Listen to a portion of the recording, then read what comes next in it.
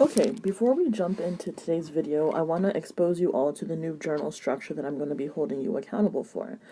And the idea is kind of using both pages of your journal, so opening it flat and utilizing the left and the right hand side to take notes. On the left hand side are going to be all the teacher notes, things that I tell you to write, definitions, and any problems that I help you solve. And on the right hand side are going to be any problems that you solve or I tell you to work out, just so that I can see how well you copy down what you say you're going to copy down, but then also how you understand the problem and are able to use your left hand side of notes to help guide you through that. So on every slide, I'm going to label it left hand side or right hand side. There's also going to be some things that you don't need to copy, so I'm also going to use the don't copy button, to help you to understand what you don't actually need to write down, but what you need to listen to. So go ahead and open your journal to 2 fresh pages, and on the left hand side you're going to title the top multiplying integers and use today's date. And you're going to write the objective. Today's objective is we're going to learn how to multiply integers. And the reason I want you to write the objective is so that you understand what you should know how to do by the end of the lesson. So go ahead and copy both of these things down on the left hand side of your journal, and let's get started. So I want to go ahead and bring your attention to this side right here. It says don't copy. So this you don't actually need to copy because we already covered it last class, and it's just going to be a quick review. So I want to recap what we know about adding and subtracting integers, right? So when we're adding and subtracting, the rules are kind of the same, but if you have the same sign, so if we have a positive and a positive, we know our answer is going to be positive. Same thing if we have a negative and a negative, right? And we're adding them, so let me put the addition sign in between them. We know our answer is going to be, excuse me, that is incorrect. Our answer is going to be negative, right? So if you're adding the same signs together, then your answer is going to stay that same sign. And don't forget that with subtraction, using the keep, change, we're always going to change subtraction problems into addition, right? So even when you're subtracting integers, you're still kind of adding them, right? Negative 14 minus 34 is the same thing as saying negative 14 plus negative 34. So at the end of the day, subtraction is still addition. Now, when we have two negative signs next to each other, so let's say we have 4 minus negative 5, what ends up happening is double negatives become positive, right? So both of these become addition, and now we have 4 plus 5, which is 9. So two negative signs next to each other are actually going to be addition. Last but not least, when we have different signs, so let's say we have negative 3 plus 7, what we actually do in this case is subtract. We don't actually add them, we subtract. So 7 minus 3 is 4. And then we take the sign of the number with the greater absolute value. Okay, and I just paraphrase the hell out of this, so it may not make sense to you, but again, we're not even copying this. 7 has a greater absolute value, and 7 is positive, so that means that my 4 is also going to be positive. So in that case, we subtract and then keep the sign of the number with the greater absolute value. So I want you to go ahead and do this on the left-hand side of your journal, right? So we're going to recap how to add and subtract integers using these examples here. So number 1 says 4 plus negative 5. Well, we have different signs here, so what we're actually going to do is subtract. So 5 minus 4 is 1. And then I'm going to find the one with the bigger absolute value. Well, I know that 5 is bigger than 4, so this is going to be the number with the greater absolute value. And 5 is negative, so my answer is going to be negative 1. Okay? Now number 2, I'm going to solve over here on the side, is a subtraction problem. So what I'm going to do is keep, change. I'm going to keep the negative 14. I'm going to change the subtraction sign to a positive. And then I'm going to make what was a positive 34, I'm going to make it into a negative 34. My signs are the same, so I'm going to add them. I'm going to get 48, and I'm going to keep the negative sign. So now my answer is going to be negative 48. Last one, right?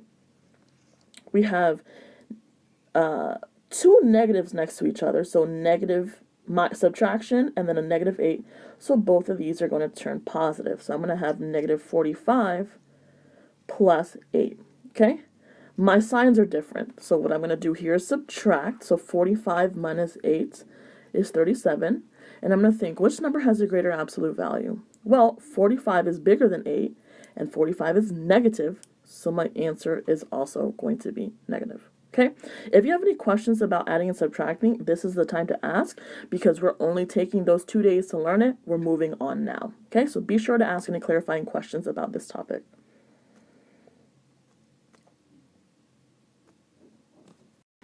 All right, you don't need to copy this down, but what I want you to do is instead watch as I explore the new topic, which is multiplying integers. So we already did adding and subtracting, and now we're going to explore multiplying. So based off of what you know about multiplication, right, this should be easy. You know 3 times 3 is 9, right? We should know that. Kind of basic multiplication. If you don't, we need to practice that ASAP. Next one is 3 times 2, and we know that is 6, right? 3 times 1 is 3, and 3 times 0 is 0. Any number times 0 we know is always going to be 0. So as we notice, our numbers are going down by 1, and here we're going down by 3. We're subtracting 3 each time, right? So now when we go to the negative numbers, right, if the pattern is to subtract 3, what do you think is going to happen when I come down here to 3 times negative 1? Well, if we're subtracting 3, 0 minus 3 will give us negative 3, right? So now by having one negative number, my answer is going to be negative, right? Same thing's going to happen to the next one. I'm going to have negative 6, right? Because I'm subtracting 3. Negative 9, I'm subtracting 3. These answers look very similar to the answers I got up here, but the only difference is that now that I'm multiplying by one negative number, I get a negative answer. So can we determine a rule? If I multiply a positive number times, I'm going to put like a little star so you can differentiate. If I have a positive number times a positive number, what does our answer become? Positive, right? We see that our answer is positive. But what if I have a positive number times, little star, a negative number? What did we notice our answer becomes? Our answer suddenly became negative. So now when we have different signs, no matter what number it is, our sign is always going to be negative when they're two different, when it's a positive and a negative. All right, so using the rule that we just learned, right, we know that when we have a positive and a negative being multiplied, we're going to get a negative answer. So 3 times 3 is 9, and then the fact that there's one negative makes the answer negative. So same thing here, we're going to have negative 6, negative 3, and we know any number times 0 will give us 0. So now the pattern's a little bit different. Now we're adding 3 each time. It's going up by 3 each particular time. So if that's the case, when I get down here, I'm going to continue to add 3. 0 plus 3 is 6, 3 plus 3 is 9, or 0 plus 3 is 3, 3 plus 3 is 6, and then 6 plus 3 is 9, right? So now we're continuously going up by 3. What is my difference now? What do we notice about my numbers being multiplied over here? Both of them now are negative.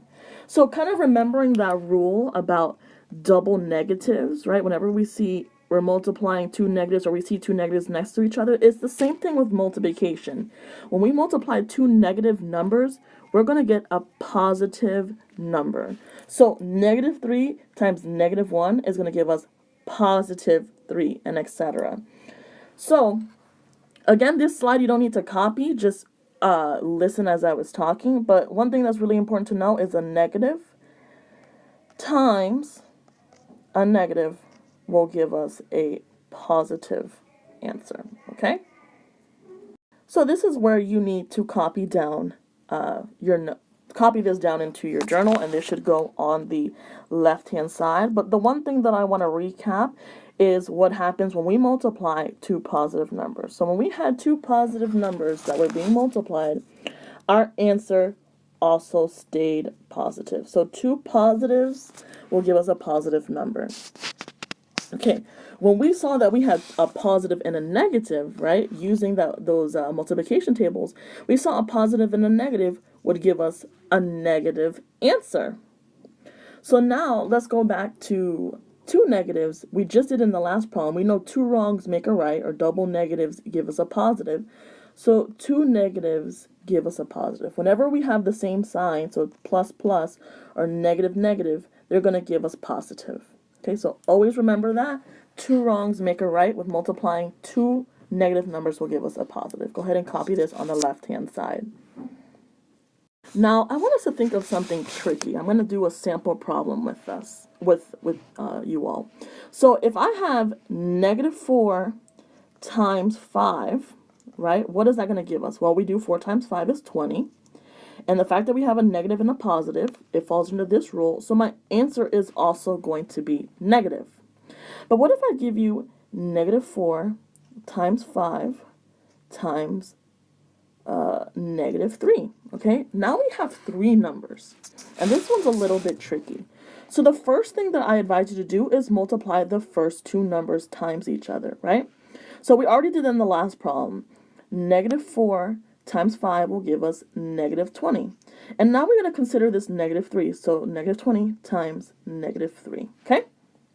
Now we're going to multiply negative 20 times negative 3. 20 times 3 is 60, so I'm going to go ahead and write my answer. But now I have double positives, right? I have a negative and an, or I'm sorry, I have double negatives. I have a negative here and a negative here. So two negatives, as we said in this rule, will give us a positive. So this answer is going to be positive. So anytime you look at a number sentence, if I give you negative 2 times negative 5 times negative 3 times negative 4, anytime you have an even number of negatives, then your answer is going to be positive. Because it says two negatives make a positive, but it's the same thing of if I have 4 negatives, if I have 6 negatives, if I have 8 negatives, because those are all divisible, meaning we can divide 2 out of all of those numbers. So anytime you have an even number of negatives, your answer is going to be positive, all right? So go ahead and write that rule down. Even or two negatives give you a positive. All right, let's go ahead and look at this example. It says that Javari owes 5 people $5. So each person, he owes them $5. How much does Javari owe? Okay, so there's a number of ways to represent it. I decided to use some stick figures, right? So he owes every single one of these people $5. So how would I represent that? Well, I'm going to say $5 here, $5 there, 5, 5, 5. But what do we know about owing money? That is a negative, right? You're in debt. So I'm going to put negative 5 for each one. So now if I add them all up, negative 5, negative 5, negative 5, I'm going to get $25, and it's all negative. That's all money that he owes. Another way to represent that is using a number line, right? So I'm going to go by 5s. 5. Negative, negative, negative 15, negative 20, negative 25. So he starts at 0. He owes the first person $5. He owes the second person $5, the third, the fourth, the fifth. So this is a way of representing he owes 5 people $5, which is negative 5. So you can also use a number line to represent it. But what if we use a number sentence to represent this? Well, we know he owes $5, so it'd be negative 5. And how many times does he owe it? He owes it 5 times, right? He owes 5 people $5. So going back to my multiplication rules, I'm going to multiply normally, so that gives me 25. And I have now a positive and a negative number. So that means that my answer, the fact that we have different signs, my answer is going to have to be negative. So I just modeled it 3 different ways. I modeled it using a picture, I modeled it using a number line, and then now finally I use my multiplication rules to understand my answer. Okay, so go ahead and copy this on the left-hand side of your journal. Alright, so this is where you start to work on the right-hand side. Okay, so I want you to go ahead and work out these problems in your journal. They're going to be on the right-hand side. You don't have to copy down the question, but I want you to copy down some keywords. So dropping 3 degrees, I think, is really important because that kind of tells you what sign. And it says it's going to drop in 8 hours, right? So go ahead and write a number sentence and solve each problem using your multiplication of integer rules. When you're done, raise your hand so you can get a stamp on your journal and get your journal grade for today.